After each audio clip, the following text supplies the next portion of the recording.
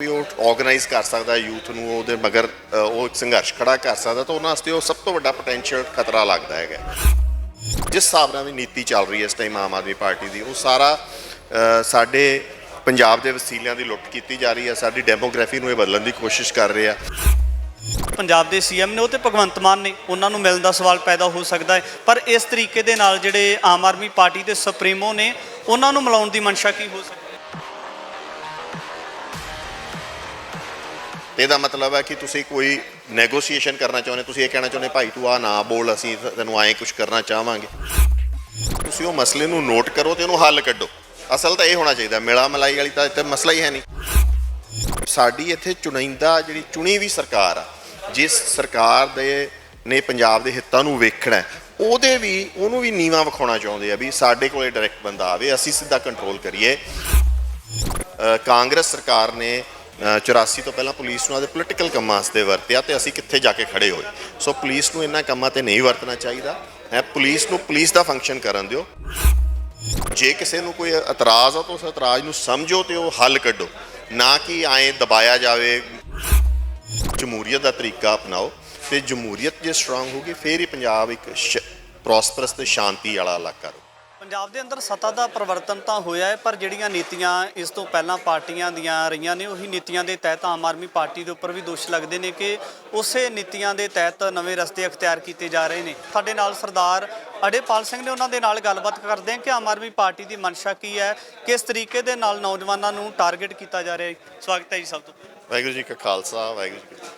ਦੇਖੋ ਜੀ ਸਰਦਾਰ ਸਾਹਿਬ, ਸਭ ਤੋਂ ਪਹਿਲਾਂ ਵੱਡਾ ਸਵਾਲ ਹੈ, ਨੌਜਵਾਨ ਲੱਖਾ ਸਿਧਾਣਾ ਜਦੋਂ ਵੀ ਪੰਜਾਬ ਦੇ ਮੁੱਦਿਆਂ ਦੀ ਗੱਲ ਚੱਲਦੀ ਹੈ ਤਾਂ ਉਹ ਆਮ ਕਰਕੇ ਨਤੜਕ ਹੋ ਕੇ ਬੋਲਦੇ ਨੇ, ਆਵਾਜ਼ ਨੂੰ ਬੁਲੰਦ ਕਰਦੇ ਨੇ, ਪਰ ਇਸ ਤਰੀਕੇ ਦੇ ਨਾਲ ਆਮ ਆਦਮੀ ਪਾਰਟੀ ਦੇ ਵੱਲੋਂ ਨਿਸ਼ਾਨਾ ਕਿਉਂ ਬਣਾਇਆ ਜਾ ਰਿਹਾ ਨੌਜਵਾਨ? ਕੋਈ ਗੱਲ ਨੂੰ ਸਮਝੋ ਕਿ ਜਿਹੜਾ ਵੀ ਬੰਦਾ ਪੰਜਾਬ ਦੇ ਹਿੱਤ ਦੀ ਗੱਲ ਕਰੂਗਾ ਜਾਂ ਪੰਜਾਬ ਕੇਂਦਰਿਤ ਗੱਲ ਕਰੂਗਾ ਕਿ ਜਿਵੇਂ ਰੁਜ਼ਗਾਰ ਪੰਜਾਬ ਦੇ ਲੋਕਾਂ ਨੂੰ ਮਿਲੇ ਜਾਂ ਸਿੱਖਿਆ ਦੇ ਹਿਸਾਬ ਨਾਲ ਜਾਂ ਪੰਜਾਬ ਦਾ ਪੈਸਾ ਬਾਹਰ ਨਾ ਜਾਵੇ, ਪੰਜਾਬ ਦੇ ਪਾਣੀ ਬਾਹਰ ਨਾ ਜਾਵੇ, ਉਹਨੂੰ ਇੱਥੇ ਜਿਹੜੀਆਂ ਹੈਗੀਆਂ ਅੱਡ ਅੱਡ ਪਾਰਟੀਆਂ ਉਹ ਟਾਰਗੇਟ ਕਰਦੀਆਂ।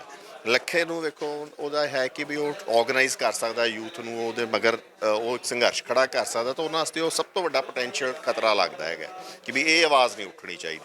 ਤਾਂ ਉਸ ਆਵਾਜ਼ ਨੂੰ ਦਬਾਉਣਾ ਉਹ ਕਿਉਂਕਿ ਵੇਖੋ ਜਿਸ ਹਿਸਾਬ ਨਾਲ ਵੀ ਨੀਤੀ ਚੱਲ ਰਹੀ ਹੈ ਇਸ ਟਾਈਮ ਆਮ ਆਦਮੀ ਪਾਰਟੀ ਦੀ, ਉਹ ਸਾਰਾ ਸਾਡੇ ਪੰਜਾਬ ਦੇ ਵਸੀਲਿਆਂ ਦੀ ਲੁੱਟ ਕੀਤੀ ਜਾ ਰਹੀ ਹੈ। ਸਾਡੀ ਡੈਮੋਗ੍ਰਾਫੀ ਨੂੰ ਇਹ ਬਦਲਣ ਦੀ ਕੋਸ਼ਿਸ਼ ਕਰ ਰਹੇ ਆ। ਤਾਂ ਜਿਹੜਾ ਵੀ ਨੌਜਵਾਨ ਲੀਡਰ ਜਾਂ ਜਿਹੜਾ ਵੀ ਕੋਈ ਥਿੰਕਰ ਜਾਂ ਕੋਈ ਬੰਦਾ ਜਿਹੜਾ ਇਸ ਗੱਲ ਨੂੰ ਰੋਕਣ ਦੀ ਕੋਸ਼ਿਸ਼ ਕਰਦਾ ਤਾਂ ਜਿਹਦੇ ਪਿੱਛੇ ਐਡਮਾਇਰੇਬਲ ਲੋਟ ਹੈਗਾ, ਮਤਲਬ ਜਿਹਦੇ ਪਿੱਛੇ ਕੋਈ ਗਿਣਤੀ ਹੈਗੀ ਆ, ਠੀਕ ਆ, ਉਹਨੂੰ ਰੋਕਣ ਦੀ ਜਿਹੜੀ ਕੋਸ਼ਿਸ਼ ਇਹ ਲੋਕ ਕਰ ਰਹੇ। ਜੇ ਆਪਾਂ ਲੱਖੇ ਸਿਧਾਣੇ ਦੀ ਗੱਲ ਕਰੀਏ ਤਾਂ ਜਿਸ ਤਰੀਕੇ ਦੇ ਨਾਲ ਨੌਜਵਾਨੀ ਉਹਨਾਂ ਦੇ ਪਿੱਛੇ ਤੁਰਦੀ ਹੈ, ਤਾਂ ਹੁਣ ਲੱਖਾ ਸਿਧਾਣਾ ਦੇ ਵੱਲੋਂ ਬਿਆਨ ਦੇ ਵਿੱਚ ਕਿਹਾ ਜਾ ਰਿਹਾ ਕਿ ਤੁਸੀਂ ਜਿਹੜੇ ਆਮ ਆਦਮੀ ਪਾਰਟੀ ਦੇ ਸੁਪਰੀਮੋ ਨੇ, ਅਰਵਿੰਦ ਕੇਜਰੀਵਾਲ ਨੇ ਜਾਂ ਰਾਘਵ ਚੱਡਾ ਨੇ, ਤੁਸੀਂ ਉਹਨਾਂ ਨੂੰ ਜਾ ਕੇ ਮਿਲੋ, ਉਹਨਾਂ ਦੇ ਅੱਗੇ ਬੇਨਤੀ ਕਰੋ ਤਾਂ ਜੋ ਇਹ ਜਿਹੜਾ ਤੁਹਾਨੂੰ ਪੁਲਿਸ ਦੇ ਵੱਲੋਂ ਪੁਰਾਣੇ ਕੇਸ ਖੋਲ੍ਹੇ ਜਾ ਰਹੇ ਆ, ਇਹ ਕੇਸ ਨਹੀਂ ਖੋਲ੍ਹੇ ਜਾਣਗੇ। ਤਾਂ ਇੱਥੇ ਤੋਂ ਵੱਡਾ ਸਵਾਲ ਇਹ ਬਣ ਜਾਂਦਾ ਹੈ ਕਿ ਜਿਹੜੇ ਪੰਜਾਬ ਦੇ ਸੀਐਮ ਨੇ ਉਹ ਤੇ ਭਗਵੰਤ ਮਾਨ ਨੇ, ਉਹਨਾਂ ਨੂੰ ਮਿਲਣ ਦਾ ਸਵਾਲ ਪੈਦਾ ਹੋ ਸਕਦਾ ਹੈ, ਪਰ ਇਸ ਤਰੀਕੇ ਦੇ ਨਾਲ ਜਿਹੜੇ ਆਮ ਆਦਮੀ ਪਾਰਟੀ ਦੇ ਸੁਪਰੀਮੋ ਨੇ ਉਹਨਾਂ ਨੂੰ ਮਿਲਾਉਣ ਦੀ ਮਨਸ਼ਾ ਕੀ ਹੋ ਸਕਦੀ ਹੈ? ਦੇਖੋ ਜੀ, ਪਹਿਲੀ ਗੱਲ ਤਾਂ ਇਹ ਆ ਕਿ ਵੀ ਕਿਸੇ ਨੂੰ ਹੀ ਕਿਉਂ ਮਿਲਿਆ ਜਾਵੇ, ਇਹ ਜੀ ਗੱਲ ਹੋਵੇ ਹੀ ਕਿਉਂ, ਚਾਹੇ ਉਹ ਭਗਵੰਤ ਮਾਨ ਆ ਜਾਂ ਕੋਈ ਵੀ XYZ ਆ। ਜੇ ਕਿਹਾ ਜਾਵੇ ਕਿ ਵੀ ਇਹਨੂੰ ਮਿਲੋ ਤੇ ਇਹਦਾ ਮਤਲਬ ਹੈ ਕਿ ਤੁਸੀਂ ਕੋਈ ਨੈਗੋਸੀਏਸ਼ਨ ਕਰਨਾ ਚਾਹੁੰਦੇ, ਤੁਸੀਂ ਇਹ ਕਹਿਣਾ ਚਾਹੁੰਦੇ ਭਾਈ ਤੂੰ ਆ ਨਾ ਬੋਲ, ਅਸੀਂ ਤੈਨੂੰ ਐਂ ਕੁਝ ਕਰਨਾ ਚਾਹਾਂਗੇ। ਕੋਈ ਲਾਲਚ ਦੇਣਾ ਚਾਹੁੰਦੇ ਹੋ, ਡਰ ਦੇਣਾ ਚਾਹੁੰਦੇ ਹੋ, ਪ੍ਰਲੋਭਨ ਦੇਣਾ ਚਾਹੁੰਦੇ ਹੋ। ਜੇ ਇੱਕ ਬੰਦਾ ਪੰਜਾਬ ਦੇ ਹੱਕਾਂ ਦੀ ਗੱਲ ਕਰ ਰਿਹਾ, ਪੰਜਾਬ ਦੇ ਮਸਲਿਆਂ ਦੀ ਗੱਲ ਕਰ ਰਿਹਾ, ਤੁਸੀਂ ਉਹ ਮਸਲੇ ਨੂੰ ਨੋਟ ਕਰੋ ਤੇ ਉਹਨੂੰ ਹੱਲ ਕੱਢੋ। ਅਸਲ ਤਾਂ ਇਹ ਹੋਣਾ ਚਾਹੀਦਾ, ਮਿਲਾ ਮਲਾਈ ਵਾਲੀ ਤਾਂ ਇੱਥੇ ਮਸਲਾ ਹੀ ਹੈ ਨਹੀਂ। ਜੇ ਉਹ ਕਹਿ ਰਹੇ ਮਿਲਣ ਦੀ ਲੋੜ ਪੈ ਰਹੀ ਹੈ ਤਾਂ ਉੱਥੇ ਦੋ ਗੱਲਾਂ ਸਾਫ਼ ਨਜ਼ਰ ਆਉਂਦੀਆਂ। ਪਹਿਲੀ ਗੱਲ ਤਾਂ ਇਹ ਹੈ ਕਿ ਵੀ ਉਹ ਕਿਸੇ ਤਰੀਕੇ ਨਾਲ ਬੰਦੇ ਨੂੰ ਕਿਸੇ ਤਰ੍ਹਾਂ ਨੈਗੋਸ਼ੀਏਟ ਕਰਕੇ ਬੰਦੇ ਨੂੰ ਮੈਨੇਜ ਕਰਨਾ ਚਾਹੁੰਦੇ ਹੈਗੇ ਆ, ਚਾਹੇ ਡਰਾ ਕੇ, ਚਾਹੇ ਕੋਈ ਲਾਲਚ ਦੇ ਕੇ। ਦੂਜੀ ਗੱਲ ਉਹ ਆ ਕਿ ਵੀ ਉਹ ਸਾਡੀ ਇੱਥੇ ਚੁਣਿੰਦਾ ਜਿਹੜੀ ਚੁਣੀ ਵੀ ਸਰਕਾਰ ਆ, ਜਿਸ ਸਰਕਾਰ ਦੇ ਨੇ ਪੰਜਾਬ ਦੇ ਹਿੱਤਾਂ ਨੂੰ ਵੇਖਣਾ, ਉਹਨੂੰ ਵੀ ਨੀਵਾਂ ਵਿਖਾਉਣਾ ਚਾਹੁੰਦੇ ਆ ਵੀ ਸਾਡੇ ਕੋਲੇ ਡਾਇਰੈਕਟ ਬੰਦਾ ਆਵੇ, ਅਸੀਂ ਸਿੱਧਾ ਕੰਟਰੋਲ ਕਰੀਏ। ਜੇ ਡਾਈਸੈਂਟ ਵੀ ਆ, ਜੇ ਇੱਥੇ ਕੋਈ ਉਹ ਵੀ ਆ ਤਾਂ ਉਹਨੂੰ ਅਸੀਂ ਕੰਟਰੋਲ ਕਰੀਏ ਤੇ ਉਹਨੂੰ ਡਰਾਈਏ ਜਾਂ ਲਾਲਚ ਦਈਏ, ਉਹਨੂੰ ਆਪਦੇ ਹਿਸਾਬ ਨਾਲ ਵਰਤੀਏ। ਇੱਕ ਸਰਦਾਰ ਸਾਹਿਬ ਹੋਰ ਸਵਾਲ ਹੈ ਇਹਦੇ ਵਿੱਚ, ਜੇ ਆਪਾਂ ਗੱਲ ਕਰੀਏ ਤਾਂ ਲੱਖੇ ਦੇ ਇਸ ਤਰ੍ਹਾਂ ਦੇ ਕਿਹੜੇ ਬਿਆਨ ਨੇ ਜਿਹੜੇ ਸਰਕਾਰ ਦੇ ਵਿਰੁੱਧ ਜਾਂਦੇ ਨੇ? ਸਰਕਾਰ ਨੂੰ ਡਰ ਲੱਗਦਾ ਕਿ ਲੱਖਾ ਜਿਹੜੀਆਂ ਚੀਜ਼ਾਂ ਉਹਨਾਂ ਨੂੰ ਨਾ ਬੋਲੇ।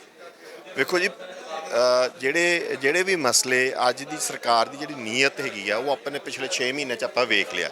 ਪਹਿਲੀ ਗੱਲ ਤਾਂ ਜਿਹੜੇ ਉਹਨਾਂ ਨੇ ਪ੍ਰੋਮਿਸਿਸ ਕੀਤੇ ਕਿ ਅਸੀਂ ਆਮ ਆਦਮੀ ਵਾਂਗੂ ਰਵਾਂਗੇ, ਉਹ ਨਹੀਂ ਹੋ ਰਹੇ। ਦੂਸਰੀ ਗੱਲ, ਸਭ ਤੋਂ ਵੱਡੀ ਗੱਲ ਆ ਜਿਹੜੀਆਂ ਉਹ ਨੀਤੀਆਂ ਲਿਆ ਰਹੇ ਆ, ਉਹ ਇੱਥੋਂ ਪੈਸਾ ਵਰਤ ਰਹੇ ਆ ਜਿਹੜਾ ਕਿ ਆਪਦੇ ਚੋਣਾਂ ਵਾਸਤੇ ਬਾਹਰ ਵਰਤ ਰਹੇ ਆ, ਉਹ ਇੱਥੋਂ ਲੀਡਰਾਂ ਨੂੰ ਪ੍ਰੋਜੈਕਟ ਕਰ ਰਹੇ ਆ। ਸਾਡੀ ਰੁਜ਼ਗਾਰ ਜਿਹੜੀ ਆ ਉਹ ਬਾਹਰਲੀ ਸਟੇਟਾਂ 'ਚ ਜਾ ਰਹੀ ਆ, ਉੱਥੋਂ ਦੇ ਲੋਕਾਂ ਨੂੰ ਦਿੱਤੀ ਜਾ ਰਹੀ ਆ।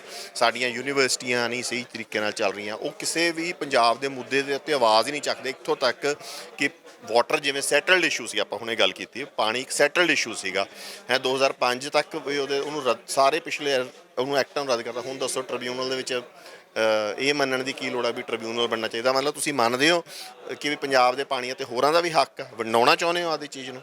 ਤਾਂ ਇਹ ਜਿਹੀਆਂ ਗੱਲਾਂ ਦੇ ਉਲਟ ਜਿਹੜਾ ਵੀ ਆਵਾਜ਼ ਉਠਾਉਂਦਾ ਹੈ ਤਾਂ ਉਹਨੂੰ ਟਾਰਗੇਟ ਕੀਤਾ ਜਾ ਰਿਹਾ। ਲੱਖਾ ਉਹਨਾਂ ਸਾਰੀਆਂ ਚੀਜ਼ਾਂ ਦੇ ਉਲਟ ਉਹ ਆਵਾਜ਼ ਵੀ ਉਠਾਉਂਦਾ, ਨੌਜਵਾਨਾਂ ਨੂੰ ਉਹਨਾਂ ਦੀ ਭਾਸ਼ਾ 'ਚ ਜਾਂ ਉਹਨਾਂ ਨੂੰ ਜਿਵੇਂ ਉਹ ਸਮਝ ਸਕਣ, ਠੀਕ ਆ, ਉਹਨਾਂ ਨੂੰ ਸਮਝਾਉਂਦਾ ਵੀ ਆ। ਅਤੇ ਉਹਦੀ ਇੱਕ ਲਾਰਜ ਫੋਲੋਵਿੰਗ ਵੀ ਹੈਗੀ ਆ ਪੰਜਾਬ ਦੇ ਵਿੱਚ ਵੀ ਅਤੇ ਬਾਹਰ ਵੀ। ਅਤੇ ਉਹਨੇ ਲਗਾਤਾਰ ਇਹ ਵੀ ਪਤਾ ਕਿ ਉਹ ਸੰਘਰਸ਼ ਕਰ ਸਕਦਾ, ਮਤਲਬ ਉਸ ਕੱਲ੍ਹ ਨੂੰ ਸੰਘਰਸ਼ ਖੜਾ ਵੀ ਕਰ ਵੀ ਸਕਦਾ, ਅਤੇ ਉਹ ਸਰਕਾਰ ਦਾ ਜ਼ਬਰ ਜ਼ੁਲਮ ਸਹਿ ਵੀ ਸਕਦਾ। ਤਾਂ ਉਸ ਕਰਕੇ ਉਹ ਸਭ ਤੋਂ ਵੱਡਾ ਮੇਨ ਟਾਰਗੇਟ ਉਹਨੂੰ ਕੀਤਾ ਜਾਂਦਾ। ਸੀਐਮ ਮਾਨ ਸਾਹਿਬ ਕਹਿੰਦੇ ਸੀ ਚੋਣਾਂ ਤੋਂ ਪਹਿਲਾਂ ਦਾਅਵੇ ਕੀਤੇ ਜਾਂਦੇ ਸੀ ਬਹੁਤ ਵੱਡੇ ਕਿ ਜਿਹੜੀ ਪੰਜਾਬ ਦੀ ਅਫਸਰਸ਼ਾਹੀ ਹੈ ਉਹ ਕਿਸੇ ਦੇ ਅਧੀਨ ਨਹੀਂ ਹੋਏਗੀ, ਕਿਸੇ ਐਮਐਲਏ ਦਾ ਜਾਂ ਕਿਸੇ ਜਿਹੜੇ ਸਰਕਾਰ ਦਾ ਉੱਚ ਅਧਿਕਾਰੀ ਉਹਦਾ ਕੋਈ ਦਬਾਅ ਨਹੀਂ ਹੋਵੇਗਾ। ਪਰ ਹੁਣ ਜਿਸ ਦਬਾਅ ਦੇ ਅਧੀਨ ਹੋ ਕੇ ਐਸਪੀ ਦਾ ਜ਼ਿਕਰ ਕੀਤਾ ਕਿ ਉਹਨਾਂ ਨੇ ਧਮਕੀ ਦਿੱਤੀ ਕਿ ਤੁਸੀਂ ਇਸ ਧਰਨੇ ਵਿੱਚ ਨਾ ਜਾਓ, ਤੁਸੀਂ ਸਾਨੂੰ ਆ ਕੇ ਮਿਲੋ, ਤਾਂ ਕੀ ਮੰਨਿਆ ਜਾਵੇ ਫਿਰ ਇਹ ਵੀ ਆਮ ਆਦਮੀ ਪਾਰਟੀ ਦਾ ਦਬਾਅ ਹੈ? ਦੇਖੋ, ਐਮਐਲਏ ਦਾ ਦਬਾਅ ਤਾਂ ਰਿਹਾ ਨਹੀਂ ਹੁੰਦਾ, ਸਿੱਧਾ ਰਾਘਵ ਚੱਡਾ ਜਾਂ ਕੇਜਰੀਵਾਲ ਵਰਗਿਆਂ ਦੇ ਦਬਾਅ ਹੈਗੇ ਇਹਨਾਂ 'ਤੇ। ਅਤੇ ਮਾਨ ਸਾਹਿਬ ਨੂੰ ਸਮਝਣਾ ਚਾਹੀਦਾ ਕਿ ਪੁਲਿਸ ਨੂੰ ਜੇ ਐਂ ਵਰਤਣਗੇ, ਜੇ ਪੁਲਿਸ ਨੂੰ ਆਪਦੇ ਪੋਲੀਟੀਕਲ ਵੈਂਡਾਟਾ ਵਾਸਤੇ ਵਰਤਣਗੇ, ਤਾਂ ਇਸ ਗੱਲ ਦਾ ਪੰਜਾਬ ਦਾ ਬਹੁਤ ਦੁਖਦਾਈ ਇਤਿਹਾਸ ਰਿਹਾ। ਪਹਿਲਾਂ ਜਦੋਂ ਕਾਂਗਰਸ ਸਰਕਾਰ ਨੇ 84 ਤੋਂ ਪਹਿਲਾਂ ਪੁਲਿਸ ਨੂੰ ਆਪਦੇ ਪੋਲੀਟੀਕਲ ਕੰਮਾਂ ਵਾਸਤੇ ਵਰਤਿਆ, ਅਤੇ ਅਸੀਂ ਕਿੱਥੇ ਜਾ ਕੇ ਖੜੇ ਹੋਏ। ਸੋ ਪੁਲਿਸ ਨੂੰ ਇਹਨਾਂ ਕੰਮਾਂ 'ਤੇ ਨਹੀਂ ਵਰਤਣਾ ਚਾਹੀਦਾ ਹੈ। ਪੁਲਿਸ ਨੂੰ ਪੁਲਿਸ ਦਾ ਫੰਕਸ਼ਨ ਕਰਨ ਦਿਓ, ਇਹਨੂੰ ਪੋਲੀਟੀਕਲ ਕੰਮ ਵਾਸਤੇ ਨਹੀਂ ਕਰੋ। ਜੇ ਤੁਸੀਂ ਲੋਕ ਪੱਖੀ ਨੀਤੀਆਂ ਅਪਣਾਓ, ਪੰਜਾਬ ਪੱਖੀ ਨੀਤੀਆਂ ਅਪਣਾਓ। ਜੇ ਕਿਸੇ ਨੂੰ ਕੋਈ ਇਤਰਾਜ਼ ਆ ਤਾਂ ਉਸ ਇਤਰਾਜ਼ ਨੂੰ ਸਮਝੋ ਅਤੇ ਉਹ ਹੱਲ ਕੱਢੋ, ਨਾ ਕਿ ਐਂ ਦਬਾਇਆ ਜਾਵੇ, ਕੋਈ ਕਿਸੇ ਲੋਕਾਂ ਨੂੰ ਦਬਾਇਆ ਜਾਵੇ ਜਾਂ ਪੁਲਿਸ ਦੇ ਥਰੂ ਧਮਕਾਇਆ ਜਾਵੇ ਜਾਂ ਖਰੀਦਿਆ ਜਾਵੇ ਜਾਂ ਟਰੋਲਿੰਗ ਕੀਤੀ ਜਾਵੇ। ਇਹ ਸਾਰੇ ਗਲਤ ਤਰੀਕੇ ਹੈਗੇ ਆ। ਡੈਮੋਕ੍ਰੈਟਿਕ ਜਾਂ ਜਮਹੂਰੀਅਤ ਦਾ ਤਰੀਕਾ ਅਪਣਾਓ, ਅਤੇ ਜਮਹੂਰੀਅਤ ਜੇ ਸਟਰੋਂਗ ਹੋਊਗੀ ਫਿਰ ਹੀ ਪੰਜਾਬ ਇੱਕ ਪ੍ਰੋਸਪਰਸ ਅਤੇ ਸ਼ਾਂਤੀ ਵਾਲਾ ਇਲਾਕਾ ਰਹੂ। ਬਰਾੜ ਸਾਹਿਬ, ਜੇ ਪੁਲਿਸ ਦੇ ਦਬਾਅ ਨੂੰ ਦੇਖੀਏ ਤਾਂ ਗ੍ਰਿਫਤਾਰੀ ਦੀਆਂ ਵੀ ਗੱਲਾਂ ਕਹੀਆਂ ਜਾ ਰਹੀਆਂ ਨੇ ਕਿ ਲੱਖੇ ਨੂੰ ਕਿਸੇ ਵੇਲੇ ਵੀ ਦੋਨਾਂ ਕੇਸਾਂ ਦੇ ਵਿੱਚ ਗ੍ਰਿਫਤਾਰ ਕੀਤਾ ਜਾ ਸਕਦਾ ਹੈ। ਜਿਨ੍ਹਾਂ ਲੋਕਾਂ ਵਾਸਤੇ ਲੱਖਾ ਲੜਦਾ ਹੈ ਤਾਂ ਉਹਨਾਂ ਲੋਕਾਂ ਦਾ ਸਮਰਥਨ ਕਿਸ ਤਰ੍ਹਾਂ ਦਾ ਨਜ਼ਰ ਆਉਂਦਾ, ਜਾਂ ਇਸ ਤੋਂ ਅਗਲੀ ਜਿਹੜੀ ਉਹ ਸਟ੍ਰੈਟਜੀ ਕੀ ਉਲੀਕੀ ਜਾ ਸਕਦੀ? ਦੇਖੋ, ਪਹਿਲੀ ਗੱਲ ਤਾਂ ਸਭ ਤੋਂ ਵੱਡਾ ਜਿਹੜੀ ਸਪੋਰਟ ਆ ਉਹ ਤੁਸੀਂ ਲੋਕ ਦੇ ਸਕਦੇ ਹੋ। ਜਿਵੇਂ ਤੁਸੀਂ ਇੱਥੇ ਆਏ, ਤੁਸੀਂ ਸੁਣਿਆ ਅਤੇ ਇਸ ਗੱਲ ਨੂੰ ਪਹੁੰਚਾਓਗੇ ਕਿ ਵੀ ਇਹ ਗੱਲ ਨਹੀਂ ਹੋਣੀ ਚਾਹੀਦੀ। ਮੀਡੀਆ ਦਾ ਇੱਕ ਪ੍ਰੈਸ਼ਰ ਹੁੰਦਾ ਸਰਕਾਰ 'ਤੇ। ਮੀਡੀਆ ਓਨਾ ਹੀ ਸਟਰੋਂਗ ਇੰਸਟੀਟਿਊਸ਼ਨ ਹੁੰਦਾ ਜਾਂ ਓਨੀ ਸਟਰੋਂਗ ਸੰਸਥਾ ਹੁੰਦੀ ਹੈ ਜਿੰਨੀ ਕਿ ਸਰਕਾਰ ਹੁੰਦੀ ਹੈ। ਸੋ ਪਹਿਲੀ ਗੱਲ ਤਾਂ ਇਹ ਇੱਕ ਬੜਾ ਇਫੈਕਟਿਵ ਰੋਲ ਪਲੇ ਕਰਦਾ। ਸੈਕਿੰਡ, ਆਪਾਂ ਨੂੰ ਇਹ ਸਮਝਣਾ ਪਊਗਾ ਕਿ ਜਿਹੜੇ ਲੋਕ ਜਿਨ੍ਹਾਂ ਵਾਸਤੇ ਖੜਦਾ, ਅਤੇ ਜਿਹੜੇ ਲੋਕ ਇਸ ਖਿਆਲ ਦੇ ਆ, ਹੋਰ ਜਿਹੜੇ ਇਹ ਸੋਚਦੇ ਆ ਵੀ ਪੰਜਾਬ ਪੱਖੀ ਰਾਜਨੀਤੀ ਹੋਵੇ, ਪੰਜਾਬ ਪੱਖੀ ਪਾਲਿਸੀਆਂ ਹੋਣ, ਪੰਜਾਬ ਦੇ ਲੋਕਾਂ ਦਾ ਹਿੱਤ ਵੇਖਿਆ ਜਾਵੇ, ਉਹਨਾਂ ਨੂੰ ਸਾਰਿਆਂ ਨੂੰ ਉਸ ਦੇ ਹੱਕ 'ਚ ਖੜਨਾ ਚਾਹੀਦਾ, ਆਵਾਜ਼ ਉਠਾਉਣੀ ਚਾਹੀਦੀ ਹੈ। ਅਤੇ ਇਹ ਐਸੀ ਜੇ ਕੋਈ ਧਮਕੀ ਦਿੱਤੀ ਜਾਂਦੀ ਪੁਰਜ਼ੋਰ ਉਹਨੂੰ ਉਹਦਾ ਵਿਰੋਧ ਕਰਨਾ ਬਣਦਾ ਸਾਡਾ। ਕਿਉਂਕਿ ਜੇ ਇਹ ਗੱਲਾਂ ਇਹ ਹੁੰਦਾ ਵੀ ਇਹ ਰੁਕਦੀ ਨਹੀਂ ਹੁੰਦੀ। ਫਿਰ ਜੇ ਇੱਕ ਬੰਦੇ ਨੂੰ ਦਬਾਇਆ ਜਾਊਗਾ ਤਾਂ ਇਹ ਨਹੀਂ ਕਿ ਵੀ ਜੇ ਲੱਖੇ ਨੂੰ ਦਬਾਇਆ ਜਾਊਗਾ, ਕੱਲ੍ਹ ਨੂੰ ਅਜੇਪਾਲ ਸਿੰਘ ਨੂੰ ਨਹੀਂ ਦਬਾਇਆ ਜਾਊਗਾ, ਜਾਂ ਤੁਹਾਨੂੰ ਨਹੀਂ ਦਬਾਇਆ ਜਾਊਗਾ, ਤੀਜੀ ਨੂੰ ਨਹੀਂ ਦਬਾਇਆ ਜਾਊਗਾ। ਇਹ ਫਿਰ ਇੱਕ ਸਿਲਸਿਲਾ ਚੱਲ ਜੂਗਾ ਦਬਾਉਣ ਦਾ, ਅਤੇ ਉਸ ਸਿਲਸਿਲੇ ਨੂੰ ਆਪਾਂ ਨੂੰ ਉਸ ਵਰਤਾਰੇ ਨੂੰ ਰੋਕਣਾ। ਵਰਤਾਰੇ ਨੂੰ ਪਹਿਲਾਂ ਮੁੱਢ ਤੋਂ ਹੀ ਰੋਕਾਂਗੇ ਤਾਂ ਹੀ ਗੱਲ ਬਣੇਗੀ। ਬਦਲਾਅ ਵਾਲੀ ਸਰਕਾਰ ਦੇ ਉੱਪਰ ਬਹੁਤ ਵੱਡੇ ਦੋਸ਼ ਲੱਖਾ ਸਿਧਾਣਾ ਵੱਲੋਂ ਲਗਾਏ ਗਏ ਕਿ ਜਿਸ ਤਰੀਕੇ ਦੇ ਨਾਲ ਪੰਜਾਬ ਦੇ ਮੁੱਦਿਆਂ ਦੀ ਗੱਲ ਕਰਨ ਵਾਲੇ ਨੌਜਵਾਨਾਂ ਨੂੰ ਟਾਰਗੇਟ ਕੀਤਾ ਜਾ ਰਿਹਾ ਤਾਂ ਬਹੁਤ ਮੰਦਭਾਗਾ ਹੈ। ਕਿਉਂਕਿ ਬਾਰ-ਬਾਰ ਕੇਸ ਖੋਲ੍ਹੇ ਜਾਣੇ ਔਰ ਬਾਰ-ਬਾਰ ਉਹਨਾਂ ਨੂੰ ਕਿਹਾ ਜਾਣਾ ਕਿ ਸਾਡੇ ਨਾਲ ਇੱਕ ਅਲੱਗਾ ਤੌਰ 'ਤੇ ਗੱਲਬਾਤ ਕੀਤੀ ਜਾਵੇ।